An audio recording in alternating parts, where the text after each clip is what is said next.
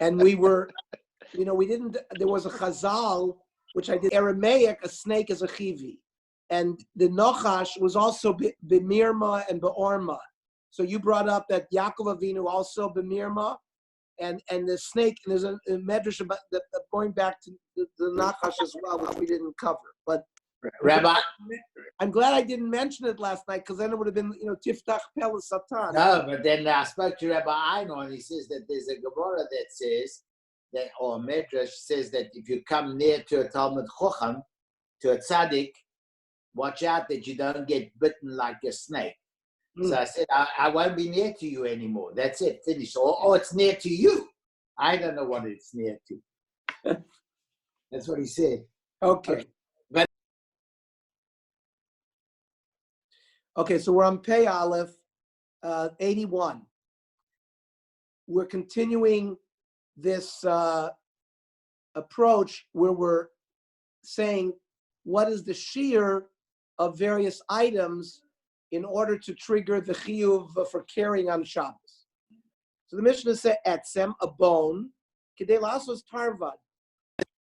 They used to make spoons out of bone. Rabbi Yehuda Omer, kedei lasos chaf.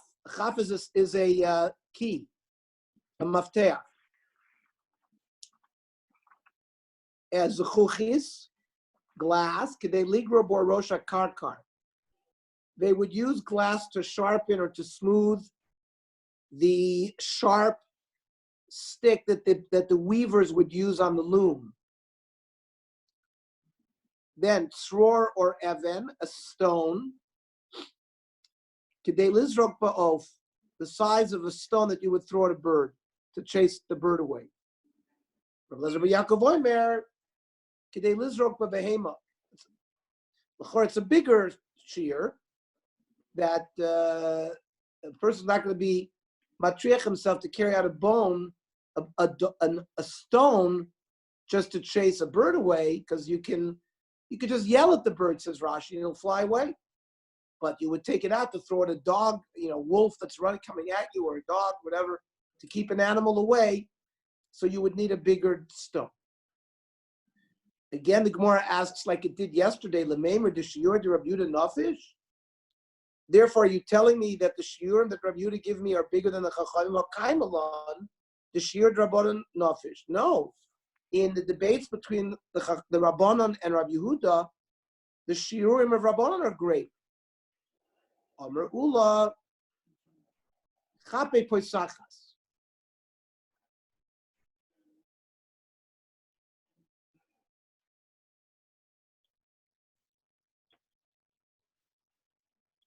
And Ula said that what we're talking about here, when we mention the key, it's just the teeth of the key. Like the stuff that goes into the lock. On Rabbanon,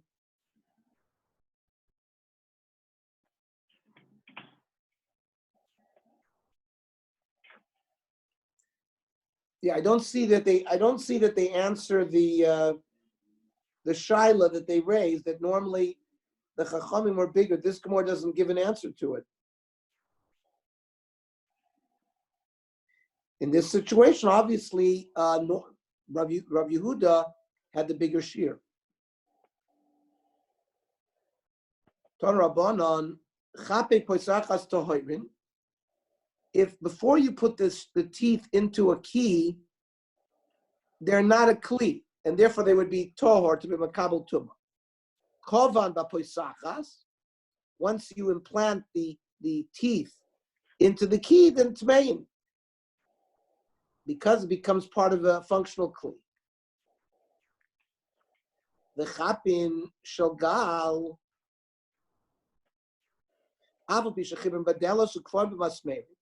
So these were teeth that were put into the lock on the door, and l'chora, even though you fix them to the door with nails, to hoirid, because of a special rule,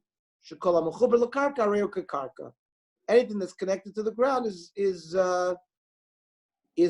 always tahor, because anything mechuber to the karka cannot be makabel to. Zuchochis k'dei ligror bo. We said glass, the shear to carry glass is the shear that you would use to sharpen the sticks that they would use for weaving. Tana, another Mishnah says, that you would use a sharp piece of glass to cut a thread into two, to divide a thread. Sror or even, the Mishnah said, Kidei lizrak ba'of. The shear was to throw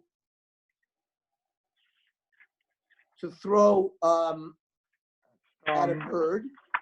And Rabbi Ezra said, no, it's an animal. It's got to be big enough that the animal feels it. The kamashi or rotai Rabbi Ezra ben Yaakov mishkal asar zuz, the weight of 10 zuz. Zunin, who is the name of a Talmid Chacham, Alabe Midrasha, entered the base medrash. Amar the Rabbi Isai, Avonim shel beis hakisei shi'urin bekam. They used to use stones to clean themselves after they defecated. They didn't use toilet paper. They would use stones. So he asked them what was the size of the stones that we're allowed to carry out, or how many stones can we carry on Shabbos when we go to the bathroom. Amar lo, kazayas ke'egos v'chabetza. These are enlarging shiurim, a kazayas, a walnut, and a neck. Amar lahu v'chiturtani yachnis.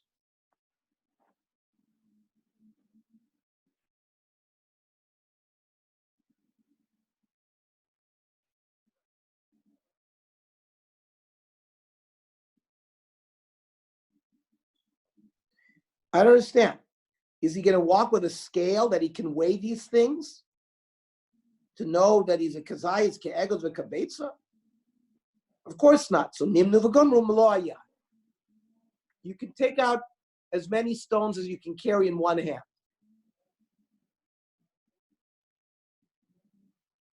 Whether there are 3 of them, whether there are 4 of them, or 5 of them.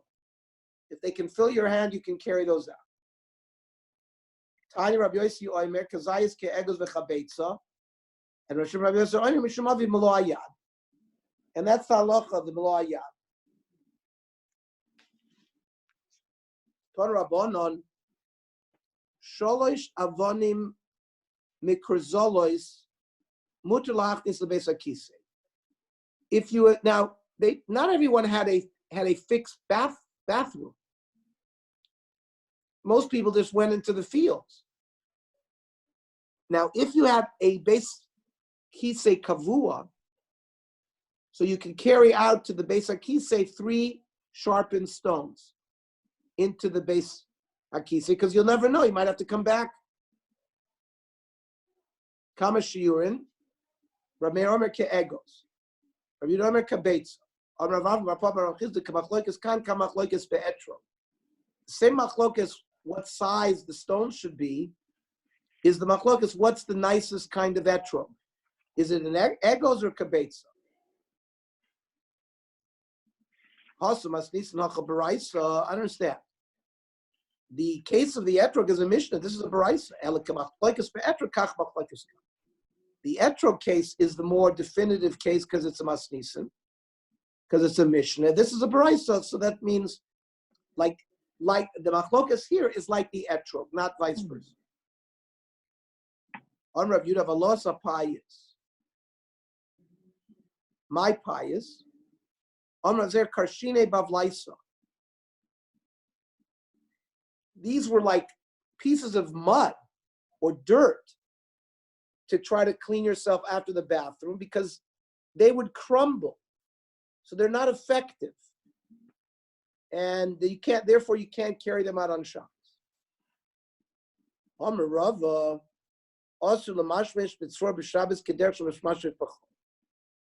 now, don't cringe, but people who were constipated would take a stone and literally manipulate their rectal opening like people, nishtagadat, or like spinal cord patients who have paralyzed colons, they actually have to manually disimpact themselves. They have to go in with their finger with a glove and remove the stool.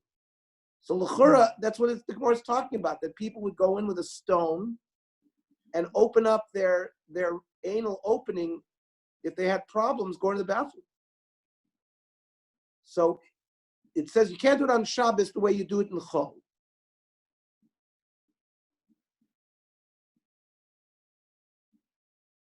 Freak the Gemara, Maskif Marzut really stocking. I understand. We have many Gemaras that said if you hold back your defecation, you're going to get sick. So what? You don't allow him to do it even though he's going to be a sakana? It says, Kilachar, yeah, you can't do it on Shabbos the way you do it during the week. You have to do it with some kind of shinui.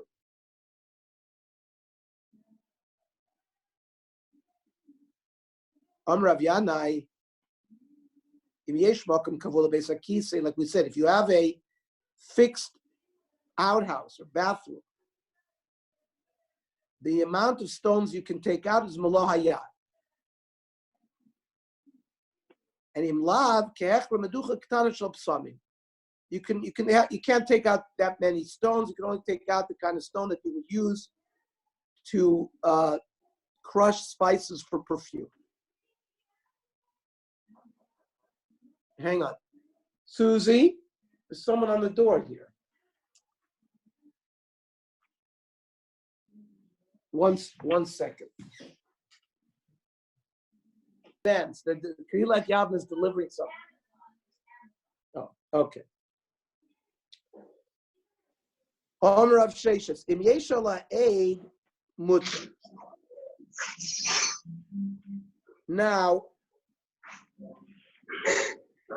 forget about the size. Rav Sheshes says, if there's a mark on the stone, which looks like feces, that means people have used it before. So then you can use it, and it's not muktzah. Remember, usually stones, besides the issue of how much can you carry, can you even touch it? Because usually a stone is muktzah. It's not something used on Shabbat unless it's been designated. Well, if someone has used it before to clean themselves, it's permitted to use. It's not Bernie, we seem to be saying all along that the Isser in Hotzah on Shabbos is, by definition, when something is useful. To write Correct. 2 letters. And here we're saying, oh, no. You know why you can carry this on Shabbos? Because you're going to use it.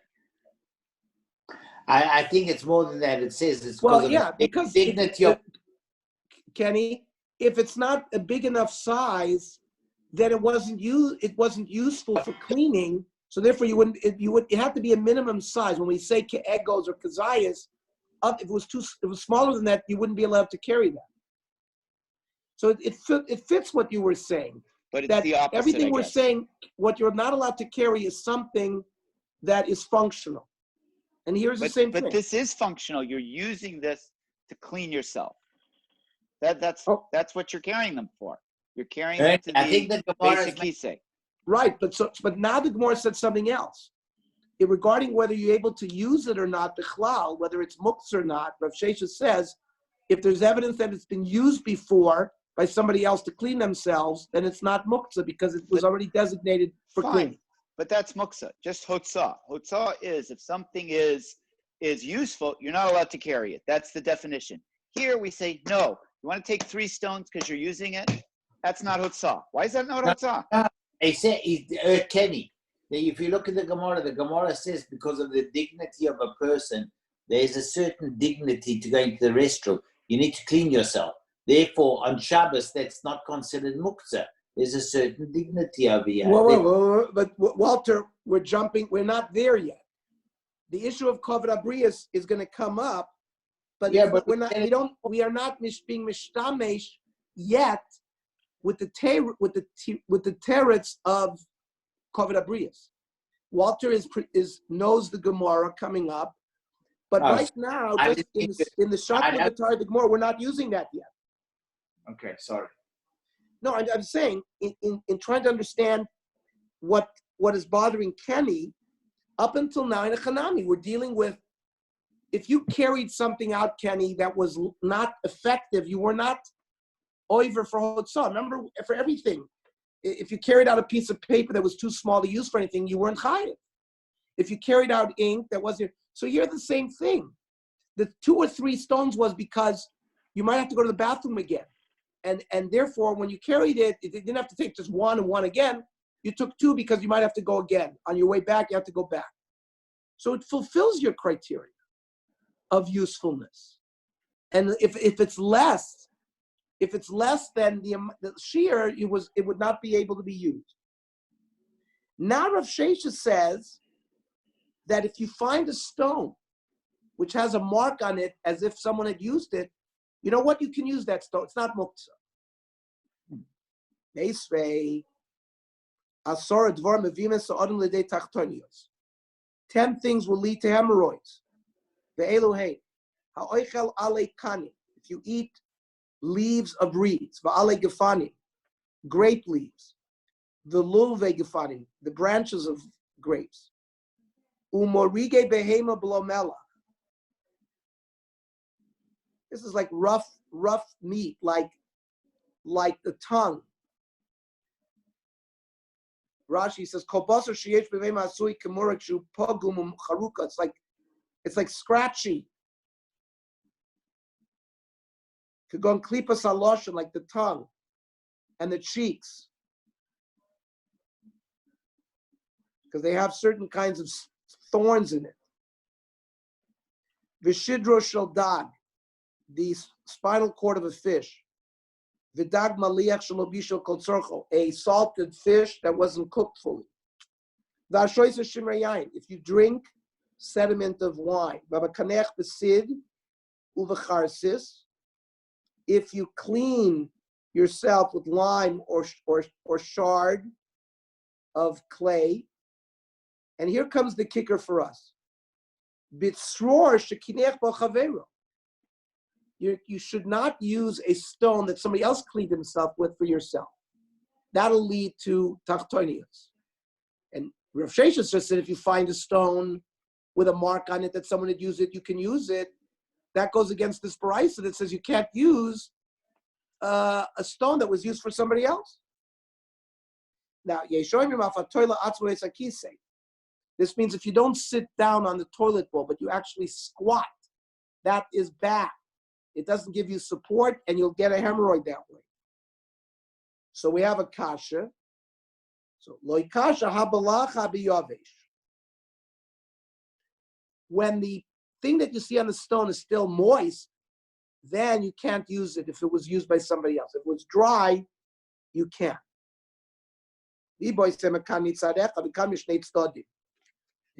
time when you can't use it is if you see that there are marks on both sides, because then there's no side that you can use that hadn't been used before. But if you find a stone that only has a mark on one side, you can take it and use the other side.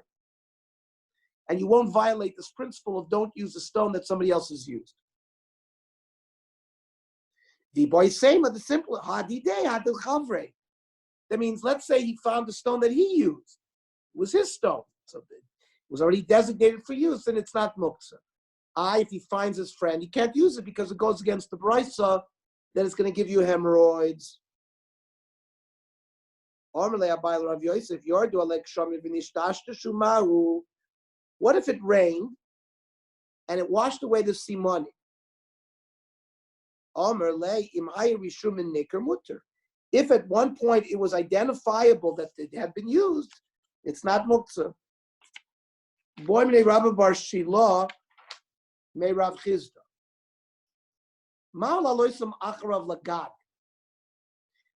say his bathroom is up on the roof. You have to schlep the rocks up to the roof. Is a tircha yisera, like Rashi says. And that's where what Walter said comes in. So tircha yisera is a rabbinic prohibition, right? Well, it's not an Isser Deraisa.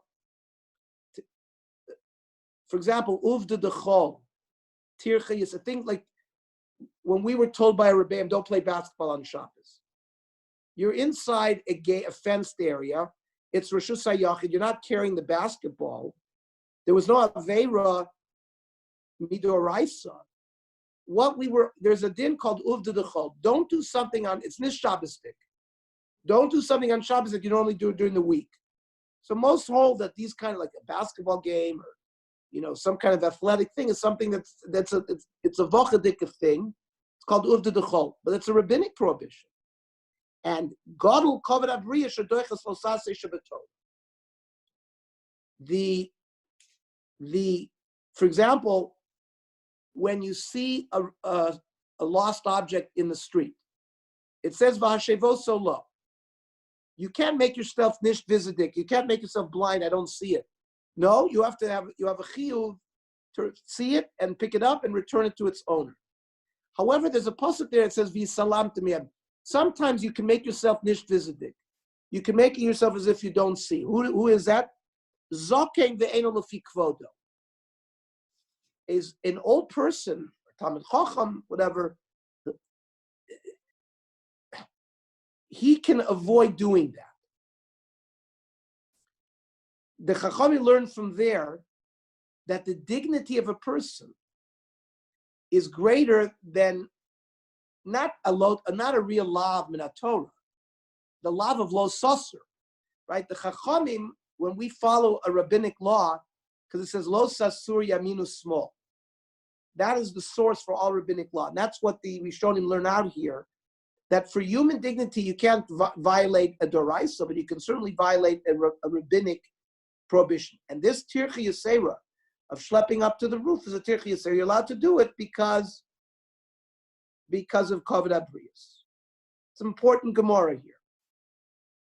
And there's other examples of that.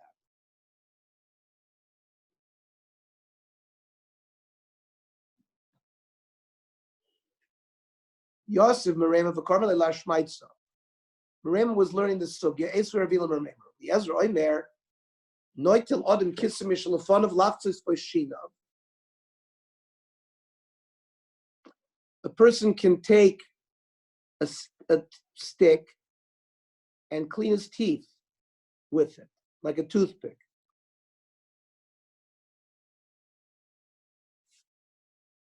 These are sticks that have not been designated before Shabbos. So a stick that's on the ground is muktzah. So how can you pick up a stick and use it to clean your teeth? The Chachamim say you're not allowed to because you got to use straw that had already been prepared Erev Shabbos to feed your behemoth because that's already designated for use. So the Gemara says, there's no comparison.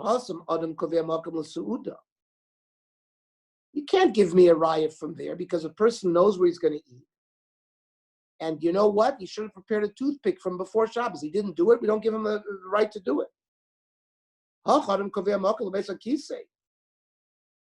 Person doesn't know where he does. We're talking about where a person didn't have a fixed bathroom or fixed outhouse, so he doesn't know where he's going to be to prepare. So he's allowed to use any stone or schlep it up to the roof and do the tirchi yasera because of the kavod abrius.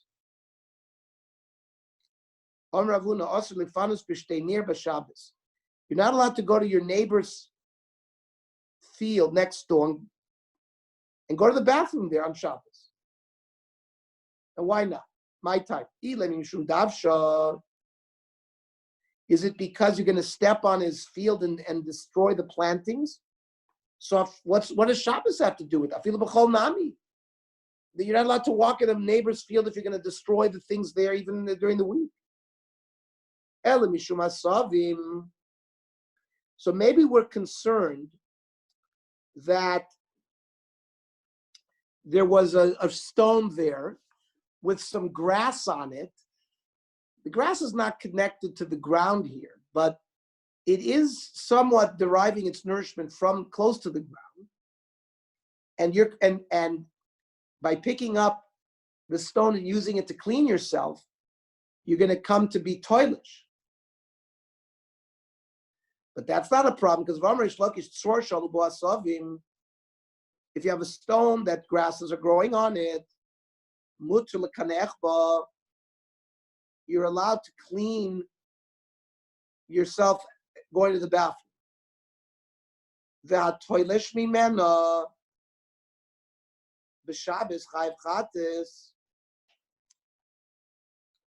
Even though, for example, if someone had picked up the stone with kavana to be toilesh, now remember, this grass is not connected to the ground, but it's the stone, it's drawing its nourishment from the ground. Therefore, somebody who picks up that ground with the idea that he wants to pick it up, you're chayiv tlisha. Now here, you're not going to be chayiv achatis because we have our old friend Dover Shem Miskave. When you pick up the stone here, you want to clean yourself. That's your kavana. It's not for tlisha.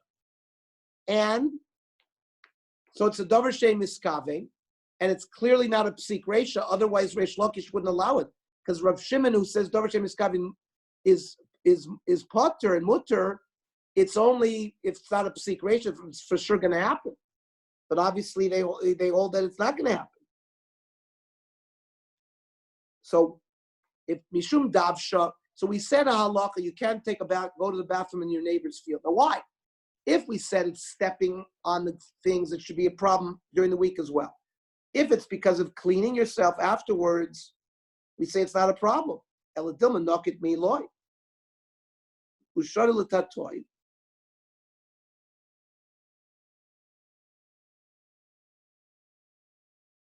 Umachai. We're concerned that he's going to pick up a stone to clean himself and then throw the stone from a high place and throw the stone to a low place, like into a furrow. And you're going to be chayiv, like Rabba. If you have a ditch and you fill it up, the bay is chayiv mishum boneh. Basoda chayiv mishum choyresh. Because in the fields, they did two plowings. First, they plowed to sort of roughen up the dirt. Then they put the thing in, and they plowed again. So the chiyuv of going to the bathroom in your neighbor's field comes out is related to picking up a stone, filling up a guma, a ditch, and you can be chayiv mishum chrisha. Okay. The Gemara now was interested in this tangent that we took about the rock with the grass on it. Reish Lakish. Reish Lakish. Tzorsha olubu hasavi mutar l'kanechba. And if you went down and pick up the stone because you wanted the grass there, Hatosh ben Shabbos chayiv chatas. Rav Papi Shramina Midrash Lakish. High parpisa. Shari little tulip. So you have a flower pot that has a hole in the bottom of the flower pot, and it's on the ground. So it's not planted in the ground. So when you pick up the flower pot, you're not going to be chayiv for tlisha, but it is drawing some nourishment from the ground. So it's a similar case. So Rav Papi says, if Reish Lakish permitted in the case of the stone, he would permit us to pick up a flower pot that's got a hole in the bottom of it, even though it's on the ground. That's what Rav Papi said. Asking for Rav Kahana, im Omer l'tzorech, Yom Shalom l'tzorech. Understand? Reish Lakish gave us a reason because we needed to go to the bathroom. It's covered up brias. That's a tzricha. And not only that, that's a dover shem iskave. I don't want. But if I'm picking up the flower pot, that's not for shalom l'tzorech. Why should I be allowed to do that? Just because it's mutter there, why should it be mutter here? Amr Abaya parpisa hoil v'osel yod and lema be'milsa. Abaya says, you know what? You started talking about a flower pot.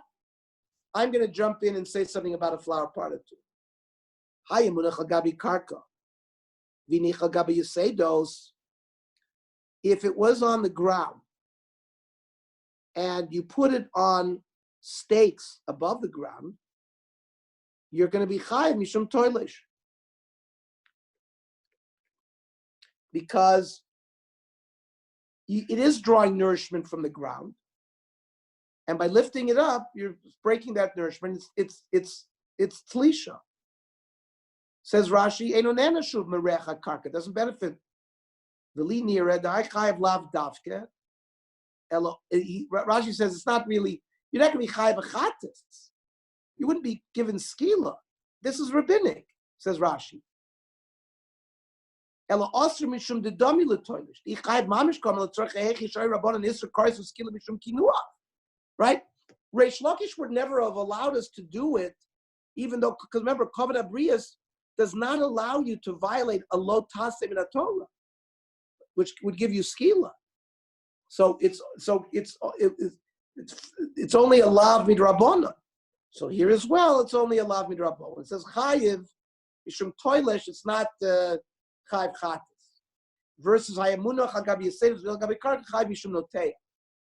Now, if you lift the flower pot from a table down to the ground, you're planting, because you're connecting the flower pot to the ground, which is a source of nourishment.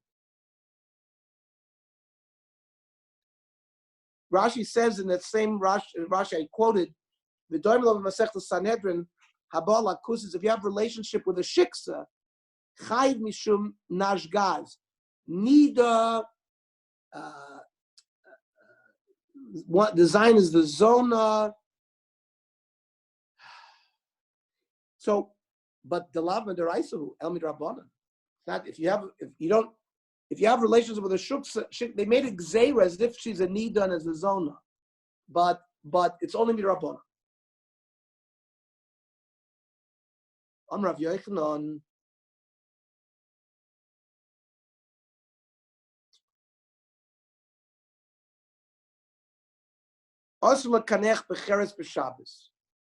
You're not allowed to clean yourself after going to the bathroom with a shard of pottery.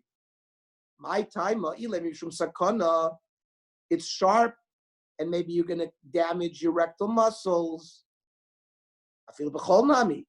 There's nothing special about Shabbos sakana. Sakana is going to affect you every day. Ela mishum kshafim.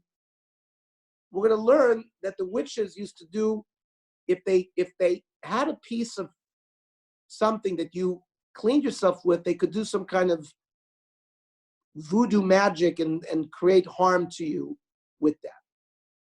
If you tell me it's mishum kshafil b'chol nami lo. So again, Shabbos doesn't have any claim on kishuf more than the weekday. Ela mishum asharas nimin. Maybe you're going to use this sharp piece of clay, clean yourself, but meanwhile you have hairs growing there, and when you use the shard, you're going to cut it. So maybe you'll be chai for bishum tlisha. So davar shem iskavinu. But then we have the heter of davar shem iskavinu. I'm not having kavana to cut my hairs there. I'm having kavana to clean. If the mela some hairs get cut, I'm going to be potter, because also we'll hold that it's not a psik ratio here.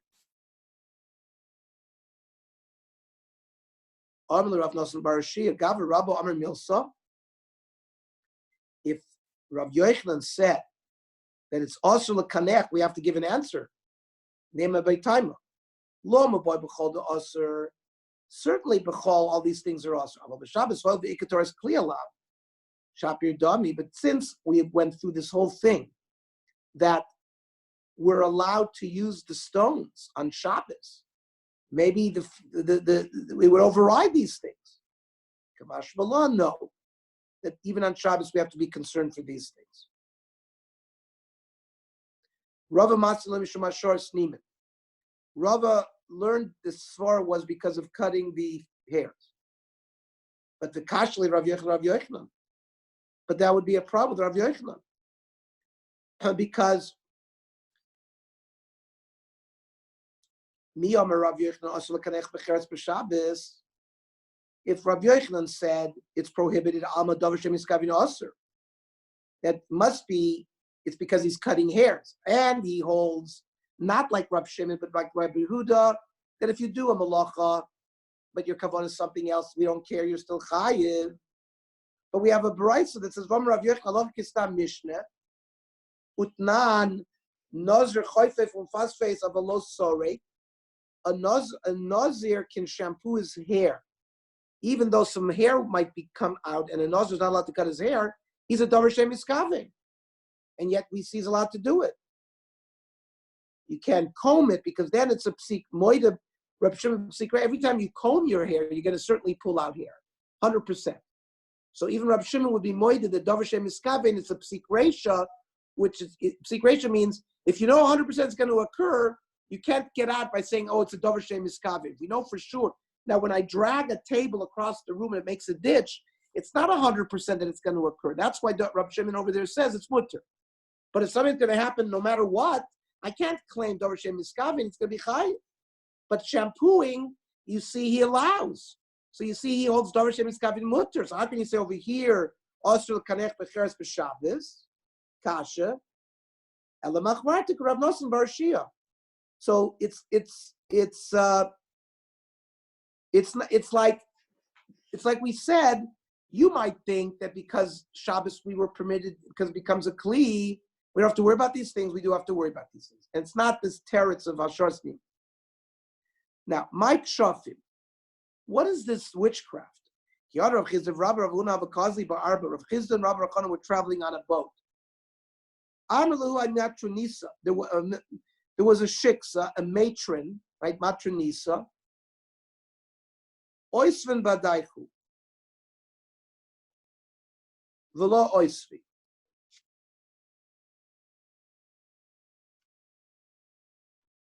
She told them to sit, and they didn't sit.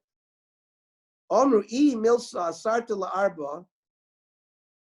Oh, she said some kind of incantation. The boat stopped. Amru inu milsa shariva. They responded and said something else, and with that, with the shame of Hashem, the boat moved. So she saw that she had no power over them. Amru my avid lechu. What can I do with you guys? You don't leave me any ways to get at you. Look, mekanech b'chas, but you don't clean yourself with shards of clay. We saw that was a risk for kishuv, that if they got a hold of that, they could do some kind of voodoo magic on you.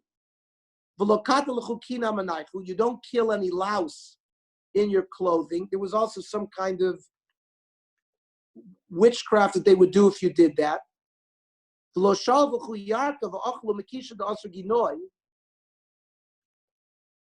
You don't pull out vegetables and eat it before you untie they were like in a bunch. You would always untie it before you ate it. I guess if you ate it while it was still bunched up, there was also some kind of kishuf that they could do. That means garlic and leeks, onions. Like when we buy scallions, you buy them as a bunch. You untie it and eat it. So we've learned from here, all these other activities would put you at risk for witchcraft. Okay, so Mir Hashem, tomorrow we will learn the